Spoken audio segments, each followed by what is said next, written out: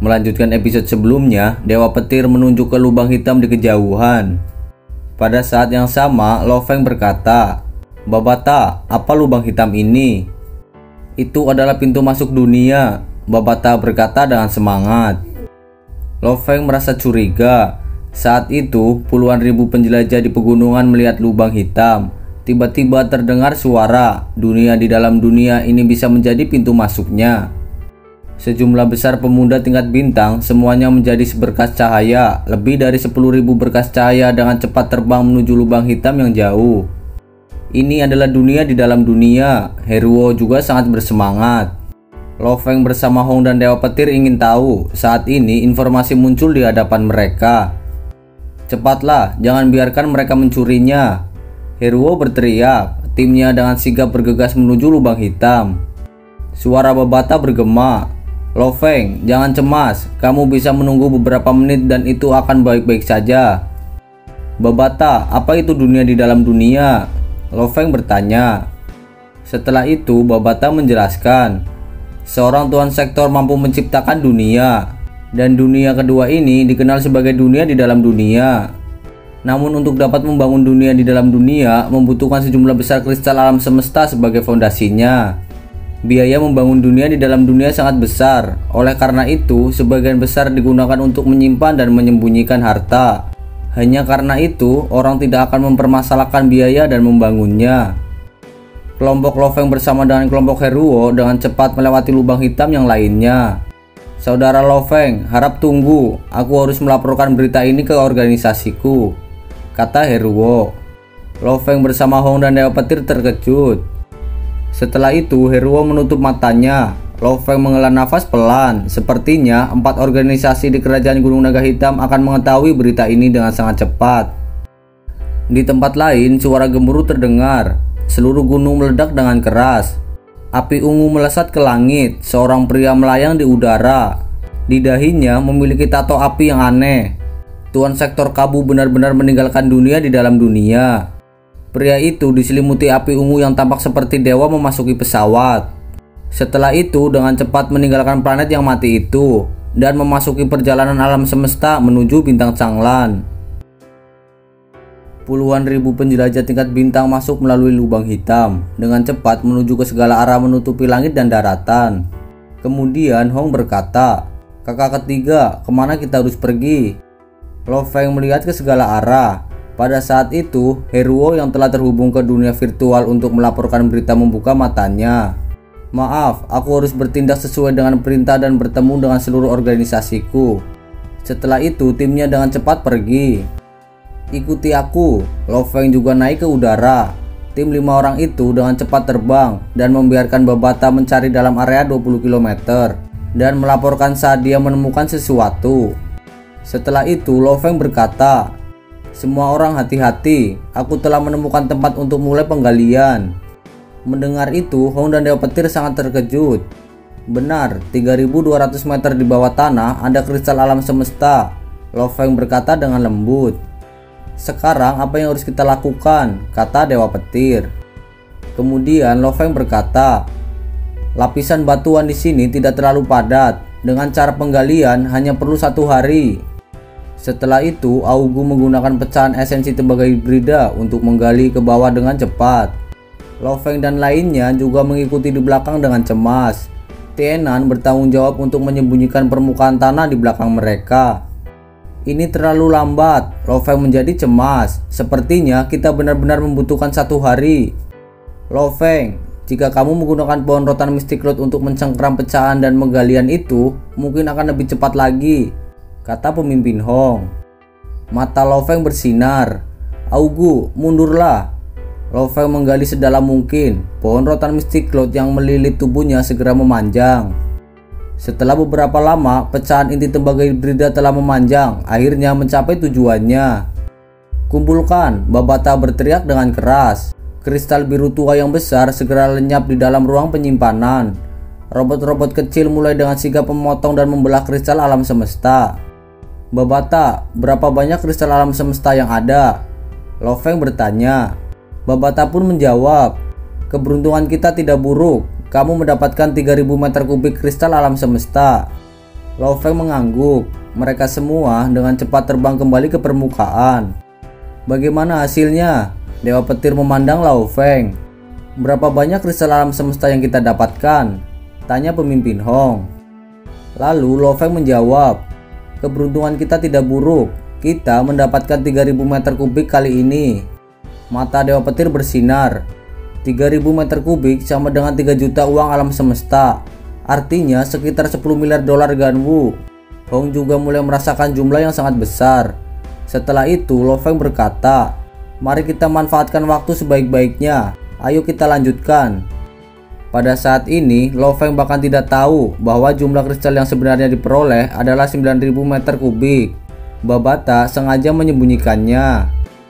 Di bawah perintah Babata, Lo Feng dan kelompoknya dengan cepat menemukan lokasi kristal alam semesta kedua. Mungkin dengan mengandalkan dunia tuan sektor ini, aku benar-benar bisa mendapatkan cukup uang untuk mendukung level alam semesta binatang bertanduk emasku.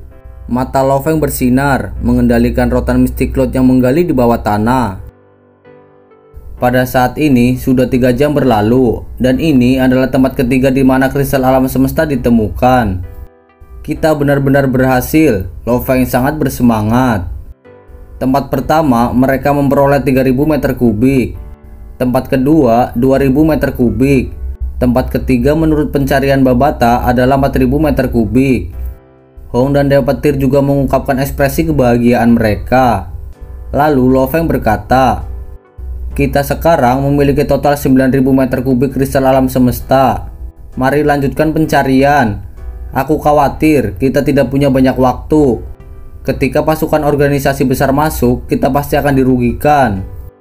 Di tempat lain, sebuah pesawat segitiga terbang melalui perjalanan alam semesta dan tiba di wilayah yang dekat dengan bintang Changlan.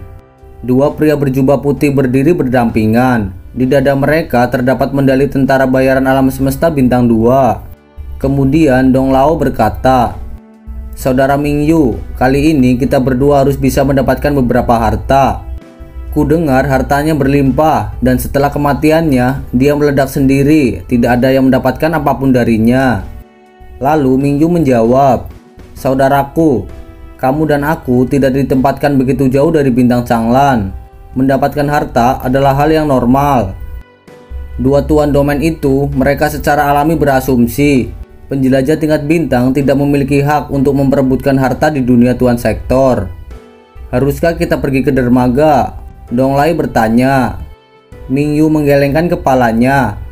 Aku memiliki properti di sini. Kita bisa terbang langsung. Itu tidak akan dianggap sebagai provokasi atau tidak menghormati pemimpin planet ini.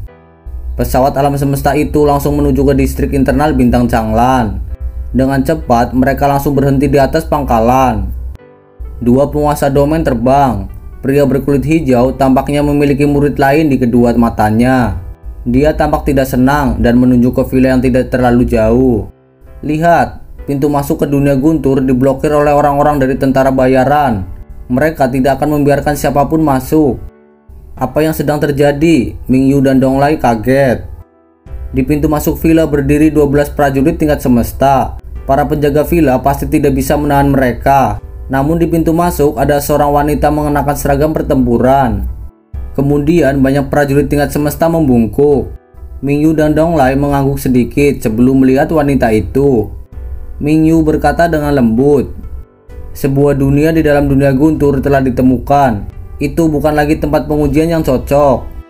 Karena ini bukan lagi situs pengujian, maka setiap tentara bayaran harus memiliki hak untuk memasuki dunia.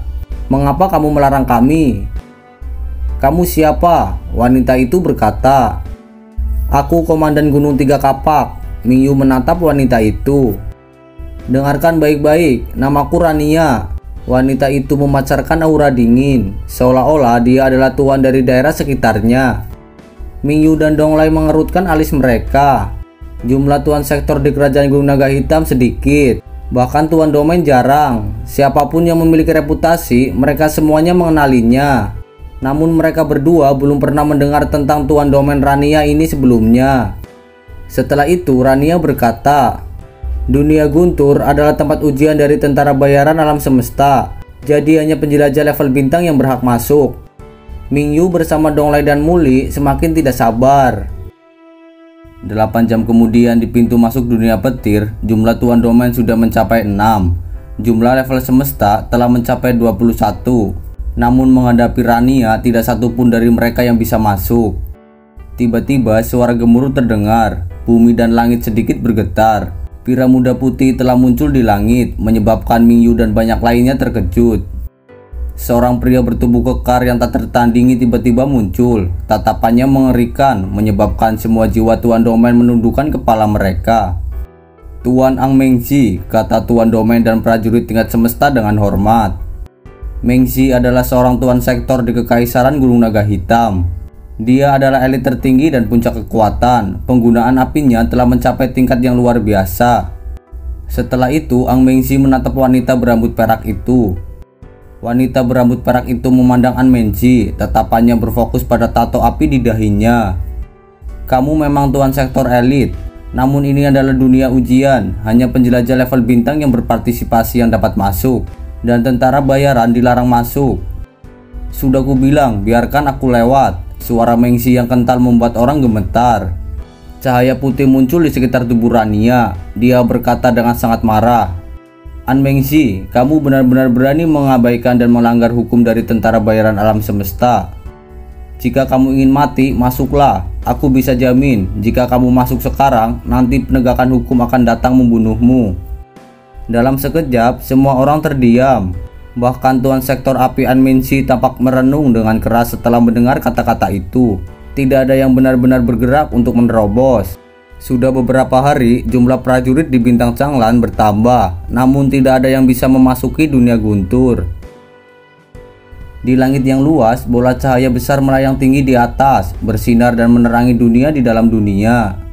Tiba-tiba, kelompok Lo Feng muncul dan mendarat di tepi pantai.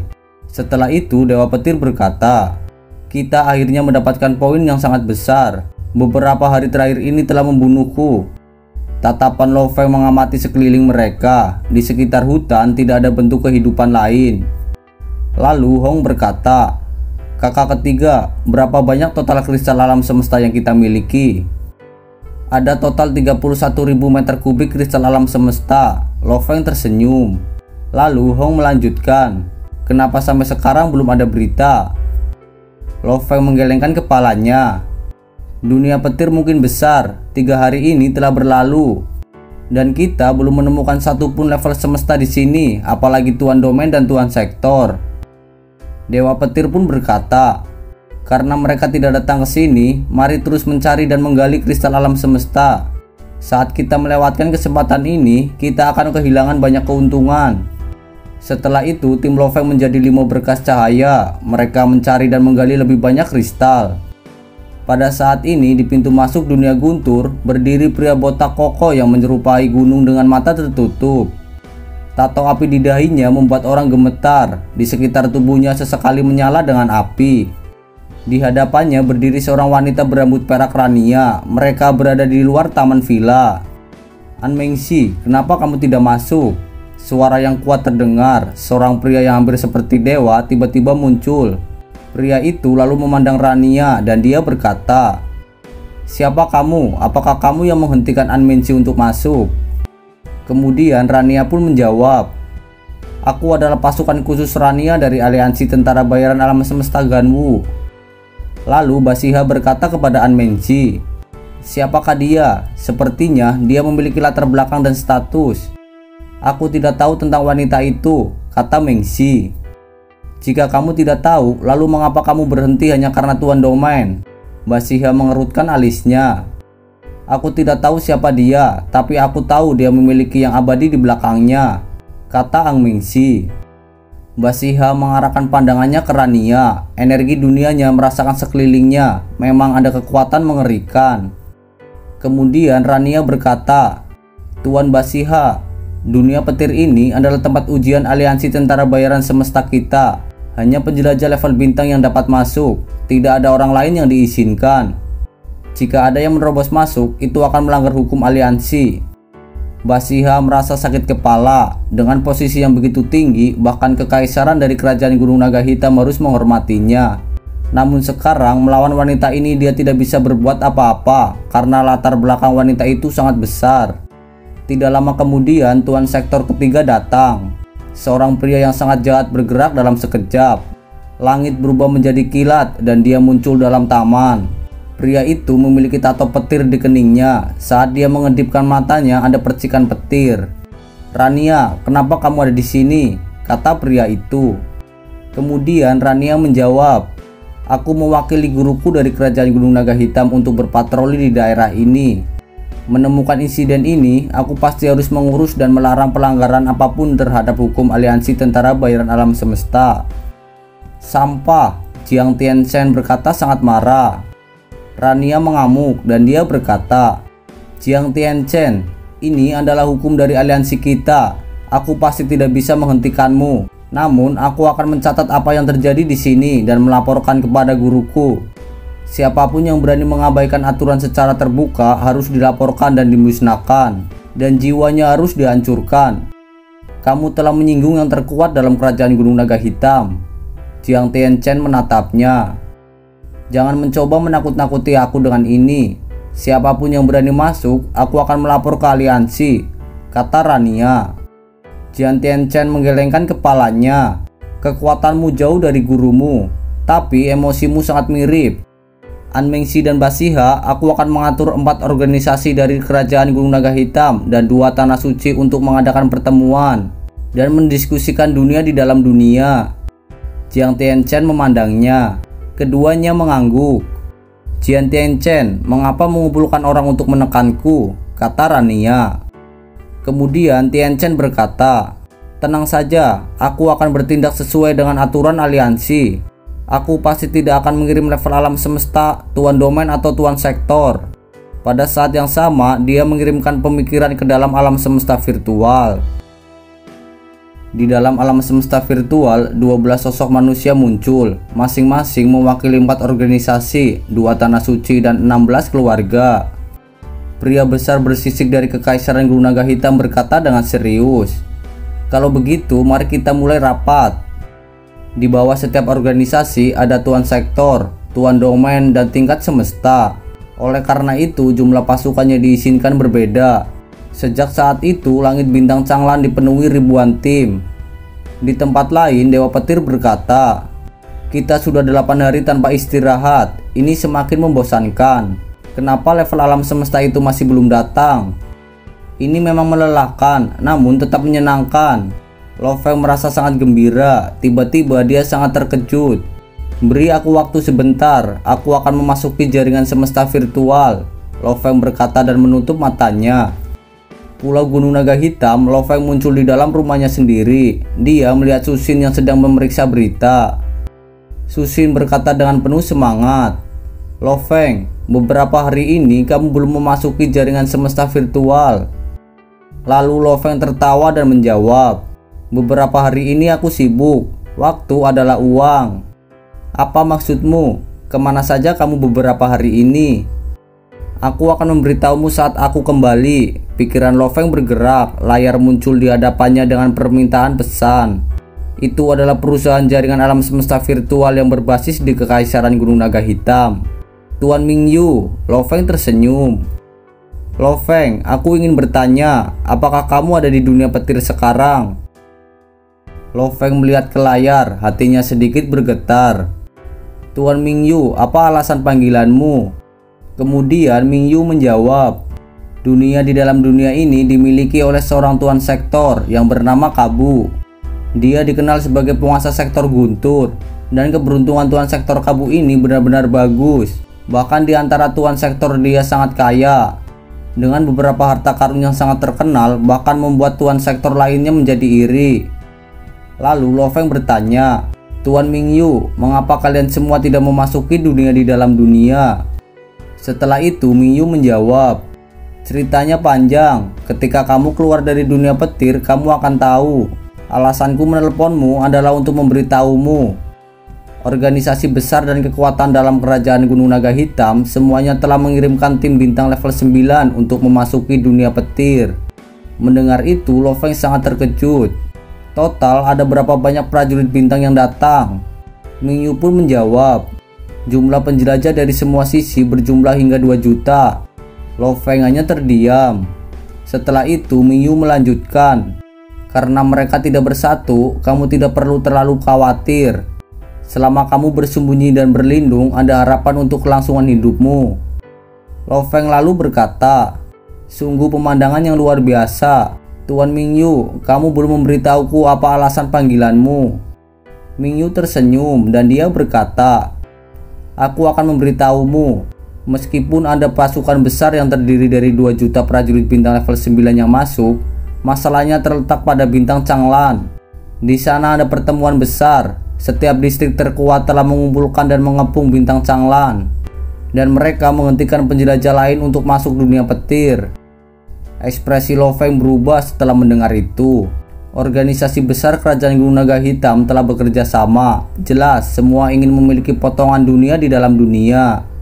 Selama itu bukan dari kekuatan mereka, pemersatu atau ancaman akan mudah dilepaskan.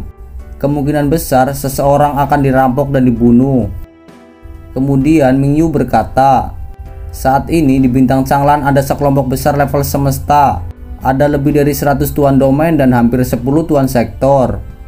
Lo Feng, pikirkanlah, jika kamu keluar dari dunia guntur, bukankah hasilnya akan tragis? Lo Feng benar-benar sangat terkejut, dan dia berkata, Tuan Mingyu, apa yang harus aku lakukan sekarang? Lalu Mingyu menjawab, sangat sederhana, kalian adalah angkatan pertama yang memasuki dunia di dalam dunia, dan kalian semua adalah orang-orang yang sudah mendapatkan harta karun. Hal yang harus kamu lakukan adalah temukan sesuatu yang menarik minatku dan memberikannya kepadaku. Tentu saja aku tidak akan melukaimu. Dengan menggunakan posisiku, kekuatan besar lainnya secara alami tidak akan mengganggumu. Seseorang harus pintar untuk menjadi seorang pejuang yang kuat, maka Lo Feng secara alami tidak menolak tawarannya. Setelah menyelesaikan percakapan dengan Mingyu, Lo Feng meninggalkan jaringan alam semesta virtual. Pada saat ini, Lo Feng dan timnya sedang berdiskusi. Kemudian Dewa Petir berkata, kakak ketiga, keputusanmu atas persyaratan Tuan Mingyu sangat benar.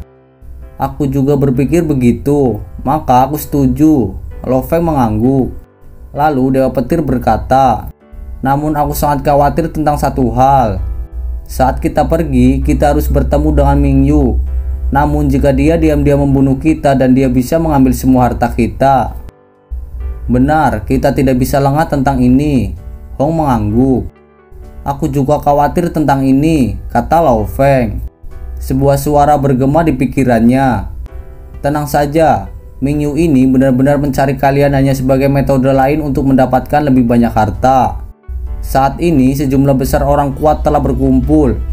Ini adalah pertemuan langka di dalam bidang bintang Gunung Naga Hitam. Mingyu itu tidak begitu jahat karena yang kuat sangat peduli dengan reputasi dan rasa hormat. Percayalah pada janji yang kuat. Mendengar itu membuat Lo Feng sadar apa yang dia lakukan telah benar. Kemudian Lo Feng berkata, saat ini 2 juta penjelajah terus memasuki dunia guntur. Mereka hanya membutuhkan sekitar 8 hari untuk mencapai dunia di dalam dunia. Karenanya kita tidak bisa tinggal di sini lagi. Kita harus pergi ke wilayah tengah. Dewa Petir mengangguk dan dia berkata, baiklah, kristal alam semesta sangat berharga. Namun harta yang dapat membuat tuan domain dan tuan sektor menjadi gila adalah harta yang sebenarnya.